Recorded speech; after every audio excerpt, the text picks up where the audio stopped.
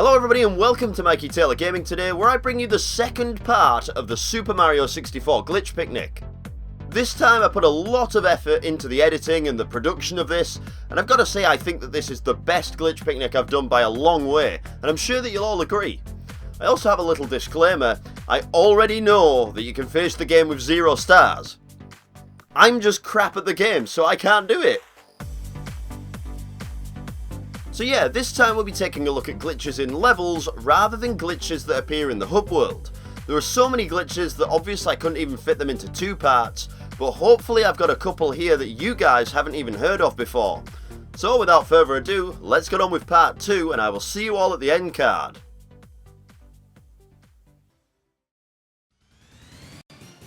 I know I promised you guys that we'd do glitches in levels this time, and I'm sticking to that promise. But first, let me show you something that I missed in part 1. When you reach the top of the castle early, you can die up here by glitching into what seems to be the smallest out of bounds area that ever existed. Inch your way towards the very edge of the wall here and then drop off. When you climb back up, you'll just die for some reason, and Mario's cap seems to disappear somewhere too. Weird. Anyways, that's it. Let's get into some levels, starting with Bob-omb Battlefield. So, here we are in Bob-omb Battlefield, where we can find all of these Bob-ombs just wandering around. Just look how cute they are. I really want to slap a bow on one and then have Mario carry him around like a mascot. But I can't. Because boom!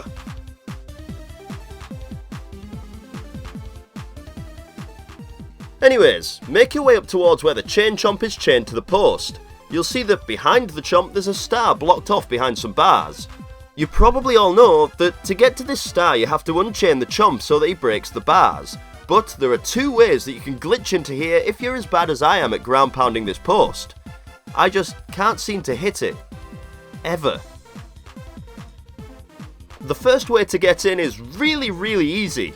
As soon as you enter the level, pick up the small block right behind the sign, then carry it all the way to the bars.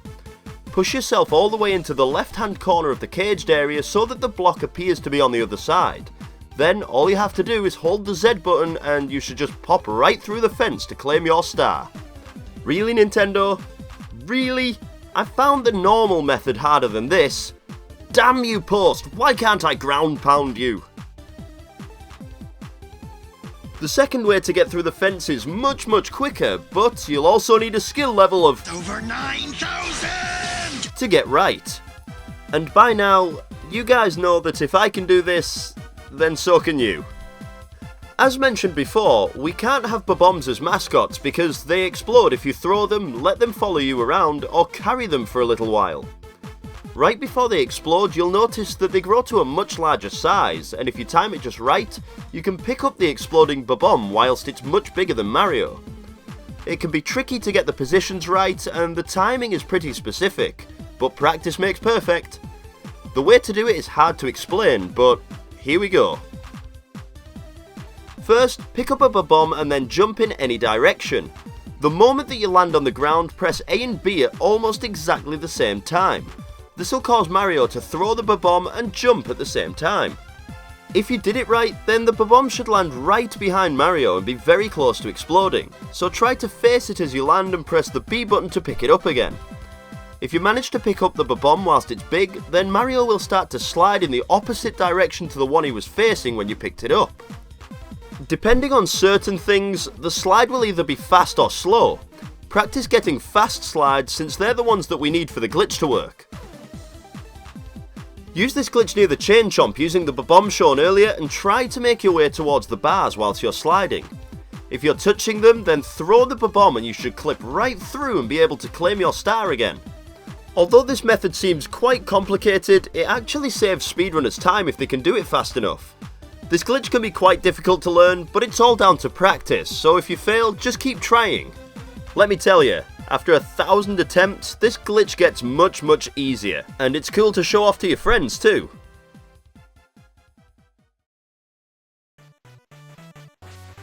In the same level, choose the star Foot Race with Koopa the Quick. There's a weird glitch that can stop you from obtaining the star, even if you do win the race. If you keep the camera on Koopa the Quick and walk as far away from him as you can, he'll eventually disappear, because the N64 seems to limit how far away sprites can be before they're gone. Now that we have this information, let's use it in a glitch.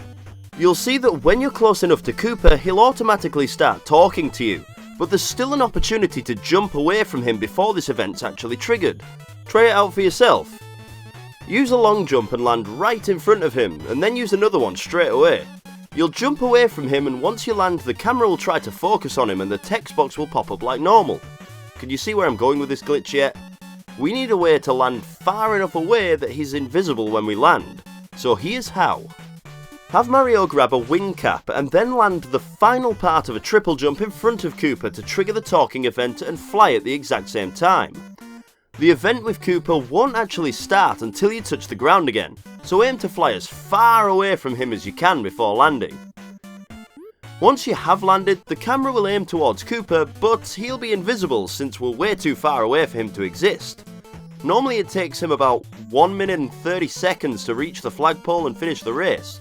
But using this glitch stops him from ever setting off to the top of the mountain, meaning he'll never give us the star at the top. Even waiting for 10 minutes at the top isn't enough time for him to get there. The strangest part of this glitch is that you can't find Koopa anywhere once you've activated it, but he is still here in the level, somewhere. Returning to where he was stood at the beginning of the level, he's exactly where he was. He's just invisible still. You're not even going to try, Koopa? We know you're there, just give us the damn star. Okay, you win this round, Koopa, but we'll be back to earn that star, I promise.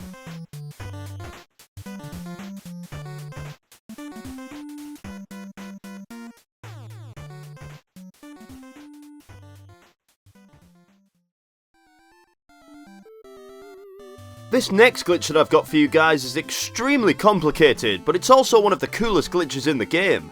I doubt that many people even know about this one. When you pick up an object and then drop it, that object disappears after about 30 seconds of inactivity. But if you can pick up the object within the last 2 frames of it disappearing, then it'll look like Mario picked it up and is now holding it again. But really, the game has been tricked and Mario is actually holding nothing. But obviously that's not the most interesting part of this glitch. If you walk into an area where new enemies or items appear, then the item that Mario is holding will transform into one of the items that loaded in the next part of the level. All kinds of items can appear in Mario's hands using this glitch, so I'll just show you a couple in Bob-omb Battlefield. First, pick up the small block behind the sign and then drop it right where you are by using the Z button. Wait for a while until the block starts to flash rapidly, then try to pick it up within the last 2 frames of it disappearing.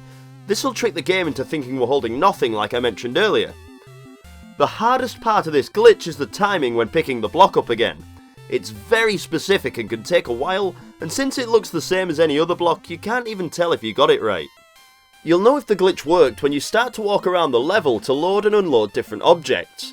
You should see that Mario starts to hold different things depending on where you walk. You can even hold the chain chomp, but I couldn't get it to work for the life of me. Mario has had every other job title under the sun. Tennis player, golf player, boxing referee, doctor, plumber, racing driver, baseball player, and now magician. The man of many talents. It is possible to manipulate the item that Mario is holding into almost anything that you want, though it is very difficult to explain. So difficult in fact that this time I can't even explain it myself. So if you want to learn more about this glitch, then there's a fully detailed tutorial on everything you need to know about it in the description. This glitch is amazing, and even though it's not really helpful for anything, it's definitely worth a try, even if it is ridiculous to pull off.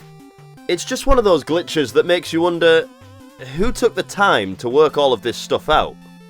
I really don't know. But whoever it was is awesome.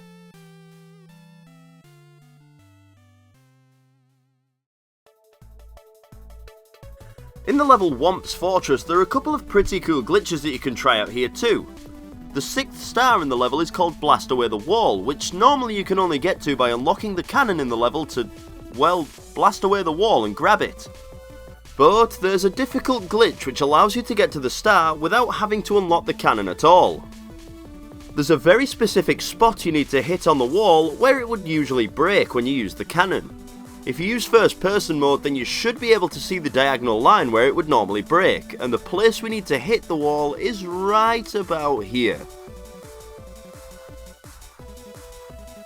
So, make your way through the level until you reach this platform with a small plank and 5 coins lined up across it. Try and line the camera up behind you so that you can get a good straight run across the plank, and once you're lined up, run across and collect the first 4 coins. The very moment that you collect the 5th coin, tilt the control stick diagonally. The angle of the control stick has to be a little bit more left than up to get this to work. It's kinda specific, but you'll get it with a couple of tries. If you did everything right, then for 1 frame, Mario will grab the wall along the section that would normally break away, and that causes him to grab the star instead of falling to the ground below.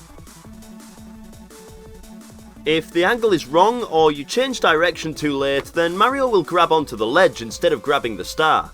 If you change direction too early, then he'll fall down to the ground below instead. If you bounce off the wall, then you're only a tiny amount off getting the glitch to work. So just keep trying and soon enough you'll be sure to get it.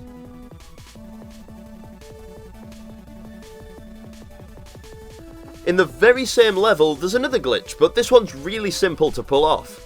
Choose the star Chip Off Thwomp's block. To get this star you'll need to win a fight against Thwomp himself. The idea is to move out of the way as he tries to flatten you and then ground pound on his back whilst he's laying down on his face. But there's an even simpler way than trying to avoid his attacks. If that was possible. I mean, this boss isn't exactly difficult anyway. Stand right in front of Thwomp and wait for him to start his falling over animation. Instead of running out of the way, jump and do a ground pound attack right before he starts falling over.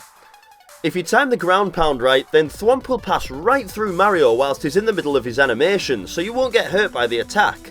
Mario should finish the attack whilst he's face down on the floor, causing him damage.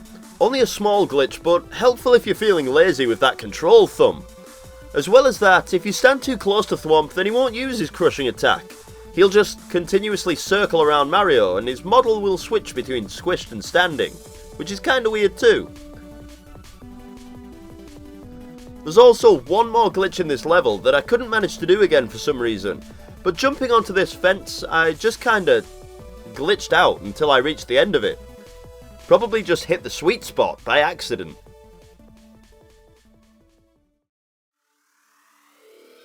There's a really easy way to get the first star in Hazy Maze Cave which doesn't require any skill whatsoever, only a glitch. Make your way through the cave until you get to this elevator that you see here. Get on the elevator and then run off it as soon as possible to reach the ground below. Then position Mario to the right and underneath of the elevator so that it appears that he'll be squashed when it gets to the bottom. Push against the wall diagonally up and right, and when the elevator hits the ground, Mario should pop right through the wall and directly onto the platform where the star is sitting. Easy! You can also do a side jump and wall jump from the elevator room to get over the top of the wall and reach the star that way. Both methods are easy, so take your pick on this one. Another glitch you can find in the Hazy Maze Cave is an invisible elevator glitch. These elevators are seriously turning out to be buggy, don't you think? Make your way down the right hand path when you start the level to reach this elevator that you need to press the arrows on to move. Once you've found it, jump on it and guide it round the platform. Make the elevator hit the ledge and then jump off. Now we just need to wait for it until it starts flashing to disappear. If you jump on one of the arrows right before it disappears, then you'll still be able to use it like normal, but the textures for the elevator are nowhere to be seen. Ghost elevator. This glitch seems to work in the same way that the one I showed off in Bob-omb Battlefield works. By interacting with it just before it disappears, the game gets a little bit confused and doesn't know if the lift should be there or not.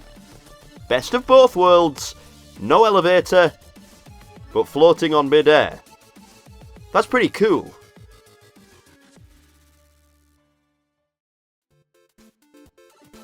So here we are on the finale glitch of Super Mario 64 Part 2. It's a pretty simple glitch, but it can be really helpful for getting some stars easily. Whenever you see a smooth slope that Mario would normally slide off, there's actually an odd glitch that'll let you climb the slope without slipping off. The best place to try this glitch out is in Shifting Sandland. Just choose any star and make your way over to the central pyramid.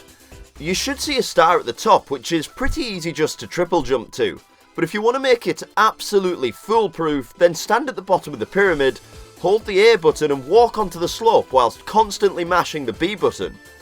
Mario should just kick his way up the side of the pyramid and you can get to the star no problemo. How about using this glitch against Koopa the Quick maybe? When you start the race, instead of running the normal route, take a left through the Bob-omb filled area.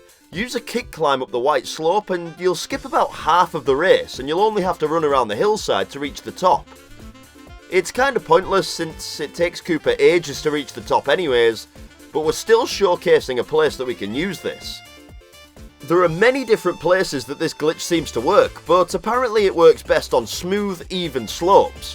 Try it for yourself. Maybe I just haven't tested long enough to get it working on steeper slopes. And with that, we end part 2 of the Mario 64 Glitch Picnic. There are still a ton of glitches that I haven't covered in this game, enough to make way more episodes. But let's leave that for the future. It's time to think of a new game to glitch. Suggestions welcome. We'll return to Mario 64 one day for even more glitchy fun, I promise. I hope you all enjoyed and please like, share and subscribe for more in the future. I love you all. Mwah.